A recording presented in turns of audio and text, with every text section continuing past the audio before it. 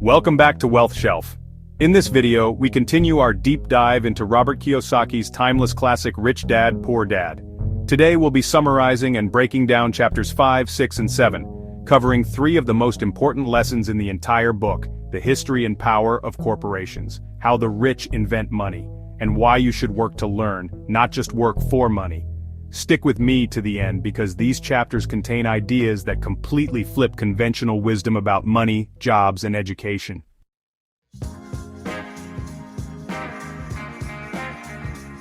Robert Kiyosaki begins with a story we all know: Robin Hood. Growing up, most of us were taught that Robin Hood was a hero, stealing from the rich and giving to the poor. But Rich Dad had a very different view. To him, Robin Hood wasn't a hero, he was a crook. Why? Because the Robin Hood idea of taking from the rich and giving to the poor has actually hurt the poor and middle class more than anyone else.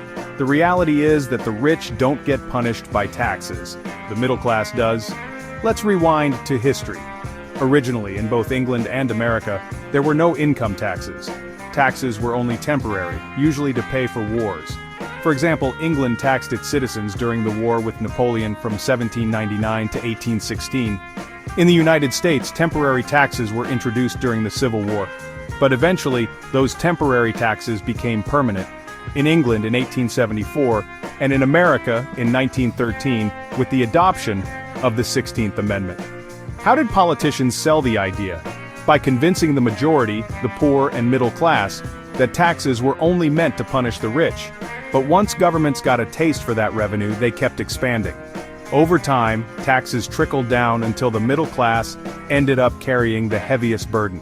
And while the middle class worked harder and paid more, the rich learned to play a very different game. They used corporations. Now, most people think of a corporation as a big building, a company with thousands of employees, or a logo like Apple or McDonald's. But that's not what a corporation is at its core. A corporation is simply a legal entity, a folder full of legal documents registered with the state. So why is this important? Because corporations give the rich 2 massive advantages: tax advantages.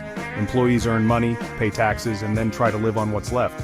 But corporations earn money, spend money on business expenses first, and then pay taxes only on what's left. That means vacations can be business meetings, cars can be company vehicles, and meals can be business expenses. Done legally, this allows the rich to live better and reduce their taxable income. Protection from liability. In our litigious society, lawsuits are everywhere. The rich use corporations and trusts to control assets while technically owning nothing. So when someone tries to sue them, they find little to take. Meanwhile, the poor and middle class try to own everything in their own names, and lose it when things go wrong. The key lesson here: it's not enough to work hard for money. You also need to understand how money and the law work. Otherwise, you'll always be at a disadvantage. This is why Kiyosaki calls financial IQ a blend of 4 skills: accounting or financial literacy, investing or making money with money, understanding markets, and law, especially how to legally use corporations. These tools are the difference between walking and flying when it comes to building wealth. In this chapter, Robert Kiyosaki tells the story of Alexander Graham Bell, the inventor of the telephone. After his invention, Bell offered to sell his patent and company to Western Union for $100,000. They turned him down, thinking it was too expensive. That decision cost them billions, because a Tandy Tea was born soon after. This story highlights a powerful truth: opportunity is everywhere, but only those with financial intelligence can see it and act on it. Kiyosaki contrasts this with what he saw on the evening news: a laid-off manager in his 40s begging for his job back because he feared losing his home. The difference between the 2 stories? One man invented opportunities, while the other clung to security. Kiyosaki makes an important point: we all have tremendous potential, but fear and self-doubt hold most people back. It's rarely a lack of information. Instead, it's the courage to act that separates the bold from the broke. He explains that in today's world, the most valuable resource is no longer land or factories, it's information. The person with the right information at the right time owns the wealth. But unlike land, information moves at the speed of light and can't be contained within borders. That's why this era creates so many millionaires and so many bankruptcies. To teach people how money flows, Kiyosaki designed a game called Cash Flow. It simulates real financial decisions, showing players how assets generate cash flow and how liabilities drain it. The game's biggest lesson? It's not how much money you make, but how many options you create. He shares the story of a woman who played the game but got frustrated. She hated the numbers, hated math, and felt it was too much work. She missed the lesson. Her lack of financial literacy in real life mirrored her struggles in the game. The truth is, rich people aren't just lucky, they're financially literate, creative, and willing to take calculated risks. They invent money by seeing opportunities others can't. And here's the critical takeaway. Poor people say, "I can't afford it." Rich people ask, "How can I afford it?"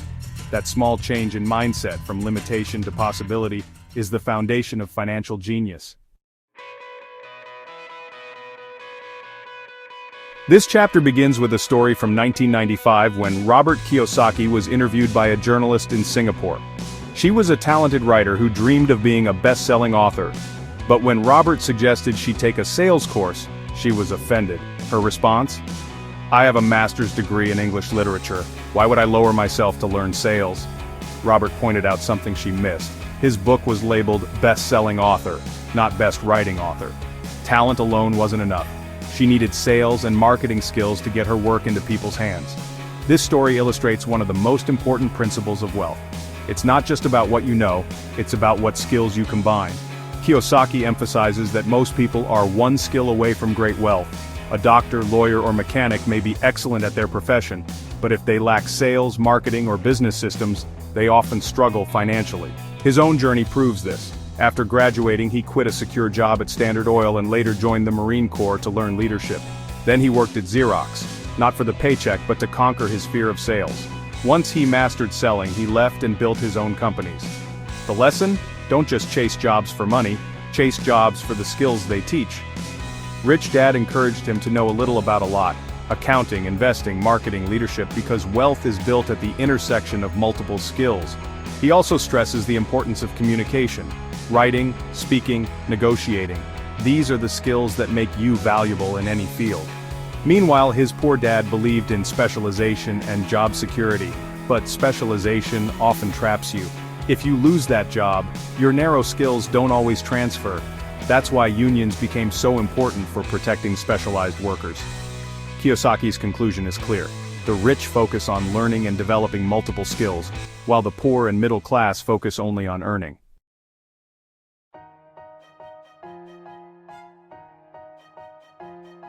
So let's recap the 3 powerful lessons from these chapters. Lesson 4. Use the power of corporations. Understand taxes and legal structures, because that's how the rich protect their wealth and multiply it. Lesson 5. The rich invent money. Opportunities are everywhere, but only those with financial intelligence and courage to act can see them. Lesson 6. Work to learn, not just for money. The most valuable investment you can make is in yourself. Developing diverse skills that open new doors. These chapters are a reminder that financial freedom doesn't come from working harder at a job. It comes from thinking differently, learning continuously, and playing by rules most people don't even know exist. If you found this breakdown helpful, hit the like button, subscribe to Wealth Shelf, and share this video with a friend who wants to get smarter about money. And in the next episode, we'll continue with the next chapters of Rich Dad, Poor Dad.